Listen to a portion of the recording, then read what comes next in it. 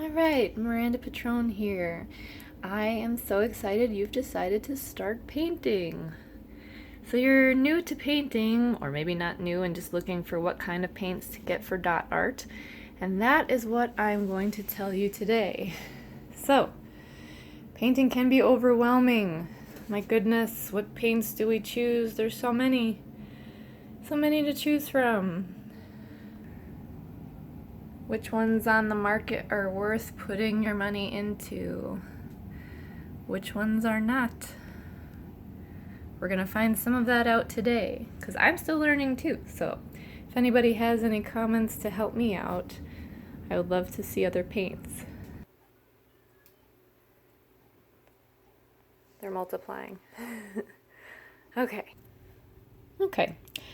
So I'm going to do it on stone and on paper and show you in the palette and show you the different consistencies of all the different kinds of paints that I have. We're going to talk about which ones I personally feel work the best for me so far, and also which ones I found that do not work, which ones maybe aren't for when you're just starting out. They're a little harder to work with. Good paints, but more difficult, just some different challenges. The thing that I usually do with stones, especially one like this, is put a background on. And frankly, you're using a large paintbrush, you're not worried about keeping it in one spot, so I can use any of the Crafters paints. Usually it's the Decoart Crafters acrylic, and I like to use those for my backgrounds too. The black is fantastic. It's got great coverage, and you only have to do one coat on the stone. So I'm going to cover this stone now so we can look at what some of the other paints do on a background. This is a larger stone, so I'm just going to pour it right on the stone. But you could pour it in your palette if you wanted. I just think I lose more paint in the palette sometimes. As much as my children love picking the skins out of the palette that you get. And the skin, just so you know, when you get all this junk in here, you can peel them out and have dried pieces of paint, which one of my daughters absolutely loves doing crafts with. So that's that. So I'm just going to cover this one in black. It'll help you to see a little better too when I put the paints on it. And then we'll get started. I'm just using a flat, soft acrylic brush. Alright, while the background is drying, we'll go over some of the paints here and just talk about their consistency and talk about what's good, what might not be as good for dots. So this is just for dots. Other people have no problem crafting and doing other paints or painting projects with these, but this is just for dots. So this is Craft Smart. This is one of the old bottles, I believe. I would not suggest getting these. I'd keep this just for show. It's the only one I have of that. And I almost don't ever use it, especially for dots. It just doesn't, it separates. I just don't find it very helpful to use in making dots. Hope to see here. I'll show you. So it's got kind of like an oiliness in it. And it makes it hard. It doesn't stay mixed. So also, if you see those on the shelves, I'm pretty sure this bottle is the older design. So if you see this kind, I don't recommend it, but that's just me. You might find them useful, but from what I've found, the ones that I've had in the past don't work very well. This is the newer Craft Smart bottle, and these I found at Walmart. And it's kind of a gambling situation where it's hit or miss if it's going to be something that works out. Alright, so you can see this one is pretty fluid. I happened to get lucky with this one. It's suede, but you can see still, even after I mixed it, it still separates a bit. So So it may be something that you can use for coating your rocks. I just find it frustrating to have to keep mixing the paint as I'm using it. But if you don't mind, that's something you can use, are the Craft Smarts. This is also Craft Smart, just to show you. Look, it's like water coming out. And it's actually so liquidy that it will run off a stone when you're doing dots. It's difficult because it's so fluid. The larger dots, it just dribbles away. So it's almost like really watery. You may be able to add other paints to it to thicken it up, but then you're just wasting your money by buying 2 kinds of paint just to thicken this one up. So again, that one was the Craft Smart. So like I said, it's hit or miss with them. I know sometimes you want to buy on a budget, and those ones are at Walmart. And their local craft stores, Michael's, all those, they had them. I think they were something like, I don't know, I think they were 50 cents a bottle. But I didn't find them helpful because half of them I had to throw out, or I couldn't use them, or they were super watery and messed up a piece, you know, just dribbled all down the stone. So I don't recommend that for dots. Okay, the next kind that I have is the apple barrel, which is also at Walmart. And apple barrel, unfortunately, again, is a hit or miss type paint. They're only 50 cents a bottle, but some of them are a little too thick. You'll see this one. This one's actually not bad, but they're a little bit thicker, so that sometimes they leave peaks in your dots, which if that's the look you're going for, that's fine. Some people make amazing artwork with the peaks in their dots. It has a point, and the peak is, you make a dot and it has a huge point in it when it dries. So these are a little bit thicker, and that's what will happen with the thicker paints. Okay, so if the first apple barrel was thick, the multi-surface ones are definitely thicker.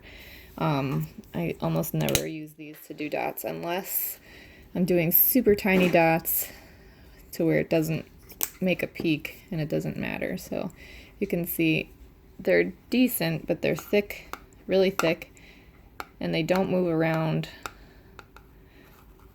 very well. You definitely would have to use brushes, or small, if you're doing dots, it would have to be really tiny dots. And even those ones you can see have peaks. So that was the multi-surface, which you can use actually on wood, on glass, on bottles. I use them for background painting. You can use them to paint on, let's see. So you can use them to do, like I used them maybe for the background of the flower petals on this, but not the dots. Same with the Craft Smart, the apple barrel, if you keep on trying them, which can get pricey to finding the ones that actually do have the right consistency. There are ones like this color that actually have a decent consistency to them for creating dots. I just poured some in my palette and they actually create pretty decent dots. But that's just that one color, the 2 blue. Excuse me. So it's kind of hit or miss with those as well. The other paints I have here are the Goldens, which is a more of a premium paint. They're really fantastic, great coverage. The yellow's a little lighter. I did have to mix that in with some other paint to thicken it up a bit, or do multiple coats. But it's a fantastic paint. It covers well, it lasts well, it doesn't separate or do cracks in the paint, it doesn't peak. But these are a little pricier and a little more difficult to work with when you're just starting out. So future reference, the Golden paints. Some more paints that I have are the PBO Prisme collection. which I did a video on showing the center dot reveal, which kind of give different effects. So this one gives a honeycomb cell type effect when you use these ones, the fantasy ones. And they have all different colors. They're really pretty to work with, and it gives your piece a unique vibe to it, something different. They have purples. However, these are very difficult to work with. I'm still learning as far as dots are concerned. They're gorgeous. You can just pour it on a piece or use syringe or pipettes to put them on the stone or whatever you're painting. And they just come out beautiful and amazing. Some of them, they do tend to do their own thing a little bit, but they are just gorgeous after the fact. So you kind of just have to roll with it. Alright, so this is just an example with the Prisme, the PBO paints. They're oil-based and they have petroleum in them, so it makes them do different things. This one, they call it the hammered effect. So you can see all the little swirls, just so pretty, but it did go wherever it wanted. I had to kind of push it where I wanted it, and it didn't necessarily stay. And then the purple did the honeycomb effect, which I really, really like. It's so pretty. The blue, I think I might not have mixed it all the way, so it was shiny and it's gorgeous, kind of like a resin. And it's a little thicker, but it's also getting towards the end of the bottle from me using it so much. So it might just not have had enough petroleum in it to make the effect. But these do have a really strong smell with them too, so it's good to do it in an open studio if possible. But they are a great addition to your art. Just a little higher end range from not a new person trying to do dots. Okay, so another paint company is Folk Art from Plaid, I believe it is. And they have a huge variety, yeah, it is Plaid, it's right here, of different kind of paints. So the this one here is actually pretty good quality. It's the metallic gunmetal gray, and I only have a couple of these, so I'm not sure. I can't speak for the entire line, just like I was saying for Craft Smart and Apple Barrel. It may just be that a few are the right consistency, or maybe that they all are. So I just started trying out these randomly. And this one actually works pretty well. It's a little thinner, but it's really pretty color for the metallics. Folk Art also makes enamels. So if you see these ones, I generally do not use them for dots. Oh, I can't talk. Dot art, just because they are thicker and they will make the peaks on your piece. They have little points when you're doing them on your stone. So these I use on glasses or coffee mugs or things like that for the background, or if you're going to be painting, pardon me, actually painting scenes or pictures and stuff like that rather than doing dot work. You may be able to get away with doing the smaller dots, or if you're doing a piece that's all dots with the peaks in the middle, you could use these. They are thicker. And then they have ones like this, which I only got this color just to test it out, but it goes on looking kind of milky. It's thicker, and it dried really dark green without the milky appearance. So it dried completely different than it looked going on, which is fine. It's just something I didn't know until I started working with it. So that's another thing with the ones with the glitters or different kind of mixtures in them. They may dry totally different than you were expecting. So definitely play around with them. These ones, I think these were $1.79 a bottle at our store. I'm not sure what they are online price-wise or anything like that, but when you're spending, $1.79 per bottle, you don't want to waste it to not know how it works. Or I don't anyway. I like it to be budget-friendly to do painting. Okay, so if you are looking for a multi-surface paint to do dots, I would recommend the Americana line from Decoart. This one is a multi-surface satin, and then I have a couple other ones. This one is a metallic, really pretty. But they have tons and tons of color. It's different. The consistency is still a little different because it is multi-surface, but it still makes really great dots. And the paint quality is very, very good for a good price. So they go on sale too quite often, or if you're buying them from Michaels. I know Michaels has 40% off coupons very often. So sometimes if I see something that I really want that's always full price, then I'll go with the Michaels coupon and grab it from there. So, but these work out really well to do things like mugs and bottles, and this is just one I was playing around on, but you know, they cover really well. And they have great colors. And that's the Americana line, the Decoarts.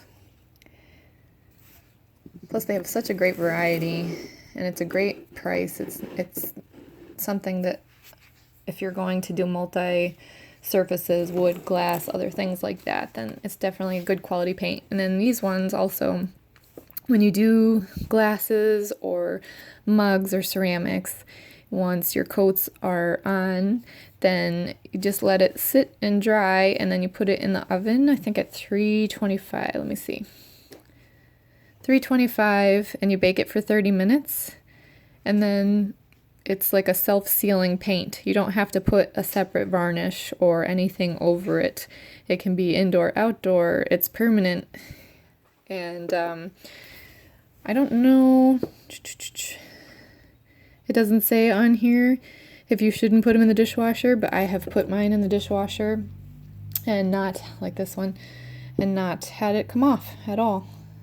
So the fact that it seals itself, and you can see it still gives that shine like a varnish would, I really like that because it saves me from buying an extra varnish to put on something just to bake the mugs that I've done.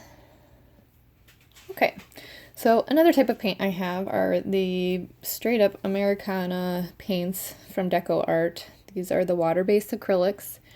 They're not multi-surface, but if I have been able to use them on multi-surfaces in the past, and then I just do a varnish over it.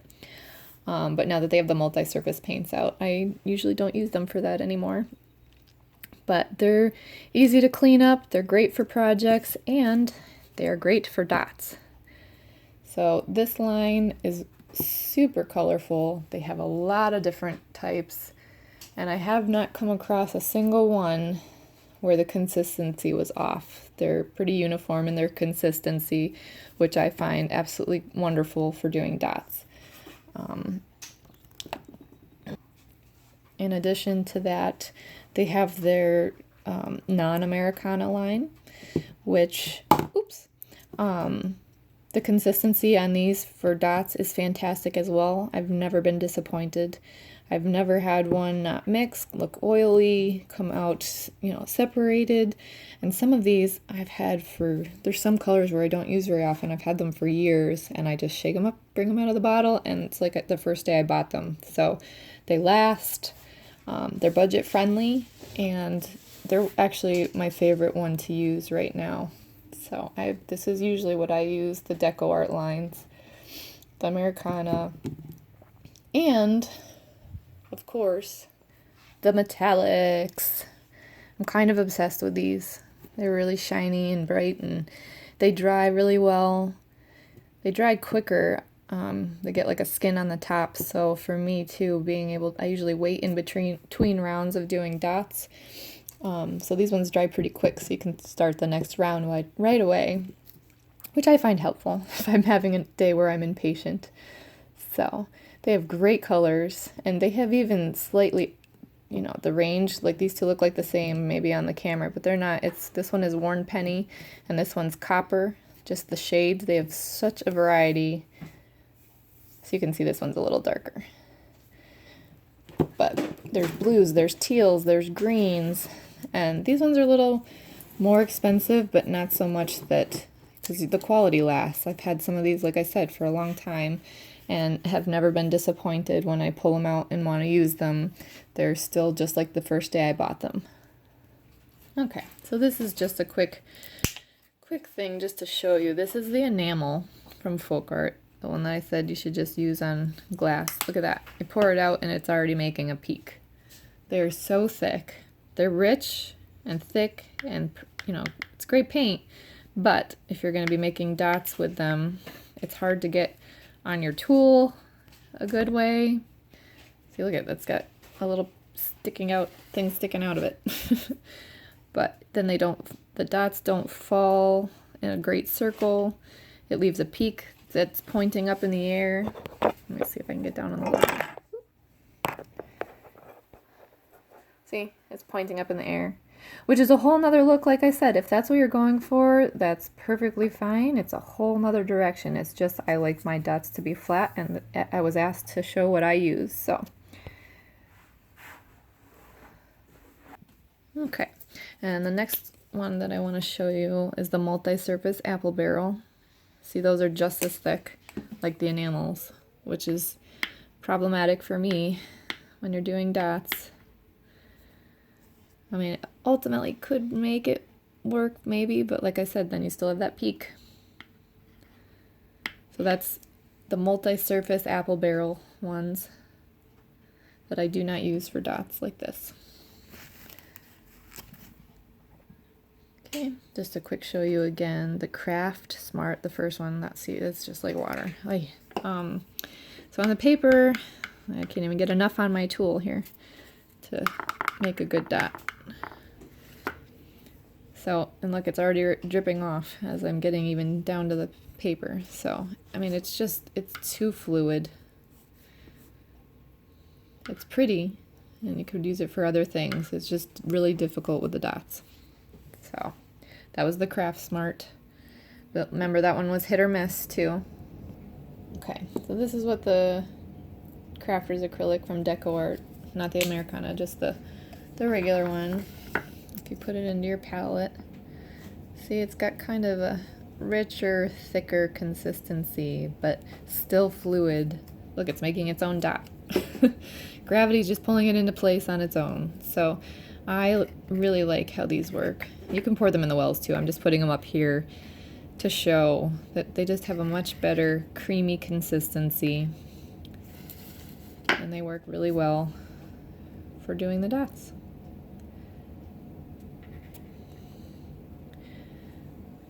No peaks, just smooth. They dry that way. And that's the Decoart Crafter's acrylic paints. I use them for backgrounds, I use them for dots, I use them for a lot. Okay, something happened with the power there on my camera, so I'm not sure how much was seen, but I'm going to redo this again. I was doing the Americana Decoarts just to show that they're a great consistency as well. They're a little higher end than the Crafter's acrylic, but they're just wonderful. They don't peak. You get a good amount on your stippling tools, and you can just dot away pretty quickly, actually. And they dry quickly. They're wonderful. Okay, so just to show you also, this is the regular Decoart. You can use them with brushes. Actually, maybe shouldn't have used white on white paper. I'll do it on the rock here.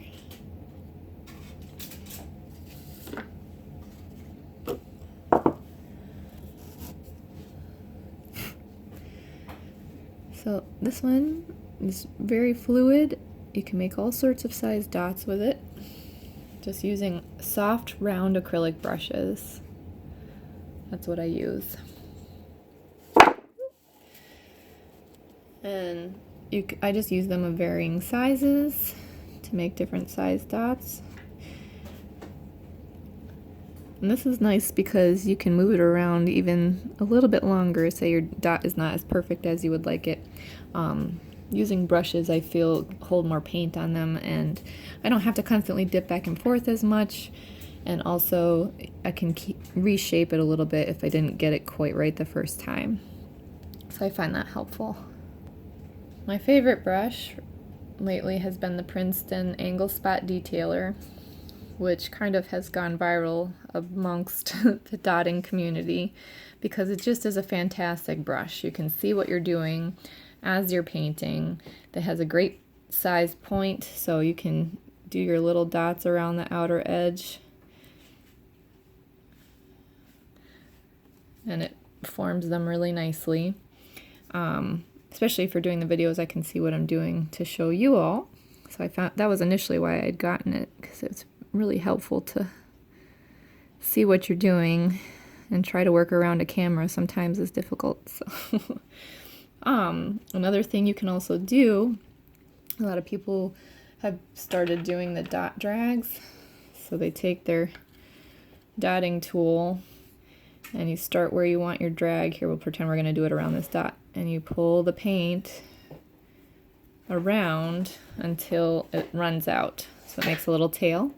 But you can also do that with this brush to do your drags. So it's called a comma stroke. But this also allows you to see where you're painting on the side. You can do all sorts of designs with these. Push down hard, pull up, and it makes tails, all sorts of sized dots. I think that Princeton generally makes watercolor brushes, and this one might even be a watercolor brush, but I love it, absolutely love it. The bristles are soft. It's great for doing dots. All the little dot work, too. If you're doing lots of small dot work on things, I find it really helpful. Alright, just so you can see on your stones here too, I need to pour more of that, but the enamels, if you were to use the enamels on your stone, I can't even get it on the tool right here. See, it doesn't form a really great circle, but then you have the point in the middle, and look at all that paint I have on there that I'm wasting. There's only these little dots coming off of it too, so budget-wise, shape-wise, consistency-wise, I just wouldn't use these or the multi-surface ones for doing dots. Okay, just because these are one of my favorites, I just want to show. I'm pouring the metallic Decoart right now onto my stone, which is fine. You can do it on the palette or the stone. This one I'm just using to show you, so I didn't mind where I got it. But sometimes, too, you can actually just draw. If you have too much, you can draw from your stone or your piece that you're working on. But see, it makes great color, great consistency. They're great budget-wise. These are my favorite paints. I'm working on trying other ones. I can do reviews for those as well, but as of right now, if you're looking for budget-friendly, new thing to start, just new to painting, I would recommend the Decoart acrylics, definitely. This is one of the dotting tools. I actually broke the end off, which you can look in my videos to see how to do that. And it makes really, really tiny dots down to almost the size that maybe a toothpick would come off. And ordinarily, I use my brushes. You can do that too. So this is just a liner brush. And you can do the same with a liner brush. And it gets down to the size of a toothpick or smaller, maybe pinhead, to just work your dots down to really tiny. They do have the liner brushes. I think it's ELF Cosmetics makes an eyeliner brush. It's $3 at Target. Those are really helpful as well. They're angled so you can see what you're doing. These angled brushes from Princeton, I think they're about $7 from the Princeton website.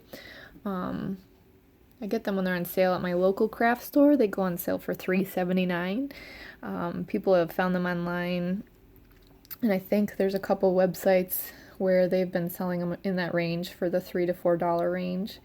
But I did show in my other video too that you can bend some of your own brushes if they have a hollow ferrule, which is the metal part of your brush. You see this one, I bent too many times, I broke it.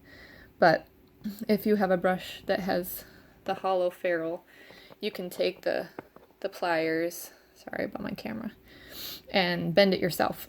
Excuse me. So all sorts of tools are available to the beginner. You don't have to go spend a fortune. I've seen people even put push pins, tacks, whatever they can in the end of a pencil eraser, and then dot with that so they have the pencil to hold on to, and dot with that. People are just amazingly ingenious. Your imaginations just blow my mind away. So look around, see what you have in your home, things you don't mind getting paint all over, kitchen tools, regular tools, punch sets, there's crochet hooks. People use everything, knitting needles. I don't have all that, but those are just options for when you're just starting out to get some practice and to start right away, because it's super fun and very calming. Put on some nice music, don't worry about making mistakes, and just enjoy your little adventure. All right, well, I hope this was helpful, and please, please, please feel free to ask any questions that you have. Had some great conversations on Facebook about paint, which lovely ladies prompted me to do this video to talk about the paints that I would recommend and have for myself. So I hope that you all found this helpful, and I'd be happy to do more videos like this in the future. Just let me know what y'all are looking for. So I hope you have a great day and happy painting.